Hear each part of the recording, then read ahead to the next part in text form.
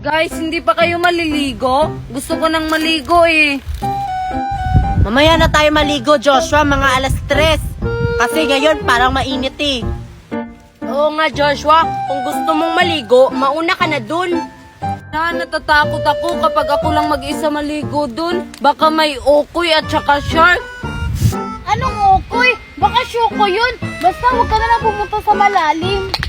Oo nga, Joshua. Dapat dyan ka lang sa mababa. Huwag kang pumunta sa malalim para hindi ka kainin ng shokoy na yun or shark. Syukoy ba yun? Akala ko okoy. Tara na, maligo na tayo. Ang sarap maligo dun, oh. Mamaya na kasi kami maligo. Ang init dun, oh. Baka masira balat namin. Mamaya na kasing alas 3, Joshua. Kasi mainit ngayon. Alas 12 na kasi. Mamaya na lang tayo. Masarap kaya maligo kapag mainit. At saka, hindi masisira yung balat nyo kapag maglalagay kayo ng sunblock.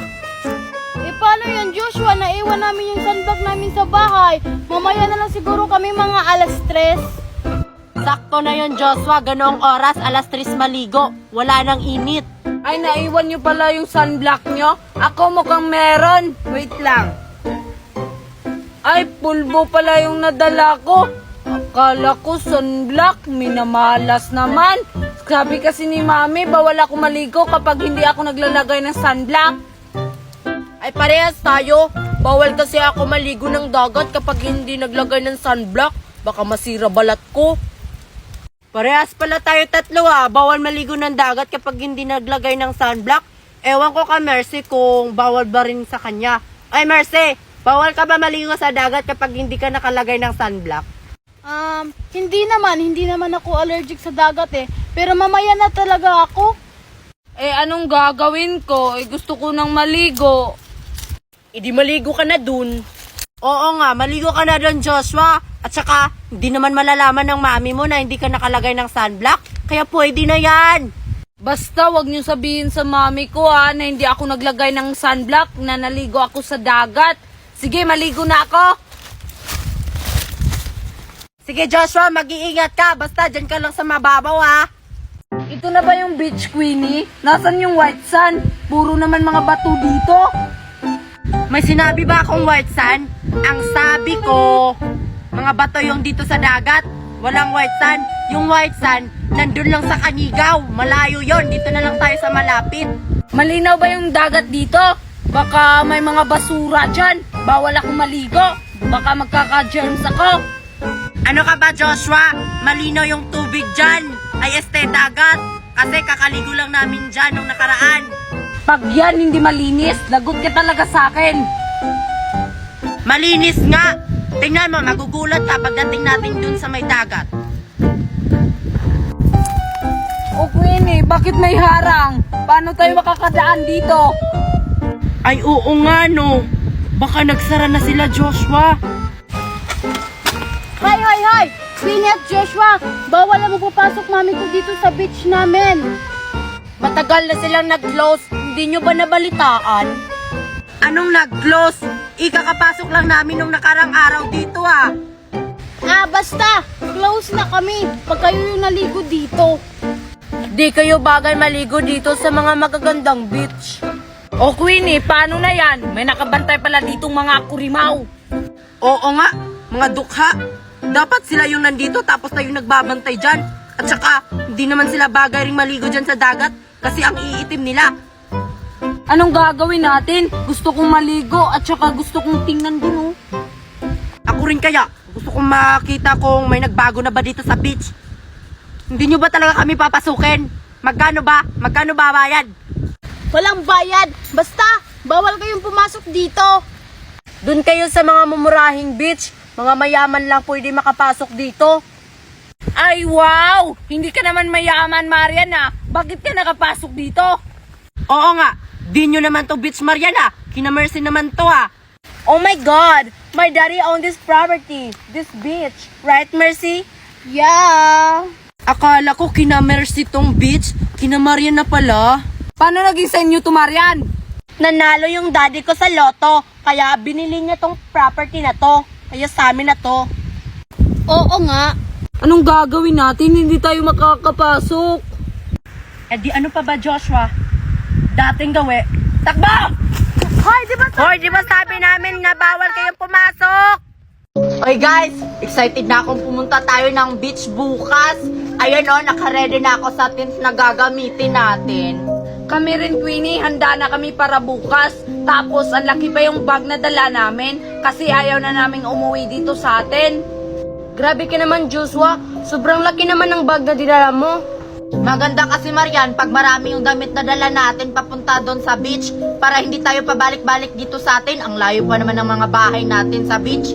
Ay, oo nga no. Dadagdagan ko na lang yung gamit ko para sure. Ano guys, kailan ba tayo pupunta sa beach? Ito talaga si Marian, hindi nakikinig. Sabi pa nga ni Queenie, bukas daw tayo pupunta ng beach. Excited ka naman masyado? Oo nga, kakasabi ko lang kanina. Excited masyadong pupunta doon. Akala naman may ambag. Eh, ambag kaya ako. Eh ano naman yung ambag mo Marian? Eh parang ang wala kang ambag sa grupo natin. Oo nga, wag na lang nating isama yan, Queenie. May ambag kaya ako. Bigas, pagkain, at saka ako yung kakain sa mga pagkain nyo. Anong sinasabi mo Marian? Oo nga, parang may sinasabi ka dyan, Marian, hindi lang namin narinig. Wala. Ang sabi ko, ako na mag-asikaso sa mga pagkain para hindi na kayo mahirapan. May pangitain ako sa mga bata. Parang may mangyayaring masama sa kanila. Kailangan ko silang babalaan. Hoy mga bata, huwag kayong tumuloy sa isla. At sino namang matandang to? Ay Lola, nakabook na kami no papunta sa isla. Oo nga, kaya wag ka makialam sa amin, Lola. Istorbo ka naman, Lola. Tara na nga, Queenie, Joshua. Doon na lang tayo mag-usap sa bahay. Oo nga. Ang pangit namang kausap ng mga bata ngayon. Andito lang naman ako dahil babalaan ko sila. Kasi baka may mangyaring masama sa kanila dun sa isla. Kailangan ko silang sundan. Wait guys, sino kaya yung matandang yun no? Ang creepy naman niya. Oo nga, nakakatakot naman siya. Buti na lang umalis tayo. Baka may gagawin siya sa atin, kaya lumapit siya. Siguro Marian. Tara na, doon na tayo mag-usap sa bahay nyo.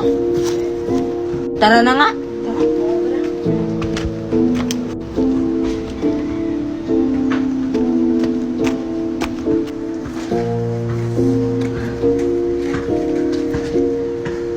Magpahinga muna tayo dito, Queenie, kasi yung layo pa ng bahay nila, Marian. Sige, magpahinga muna tayo dito. Kasi napapagod na rin yung mga paa ko. Dito na lang tayo mag-usap tungkol bukas. Nando na lang tayo mag-usap sa bahay niyo, Marian. Baka sinundan tayo ng matanda. Oo nga, baka masundan pa tayo ng matanda. Natatakot pa naman ako dun.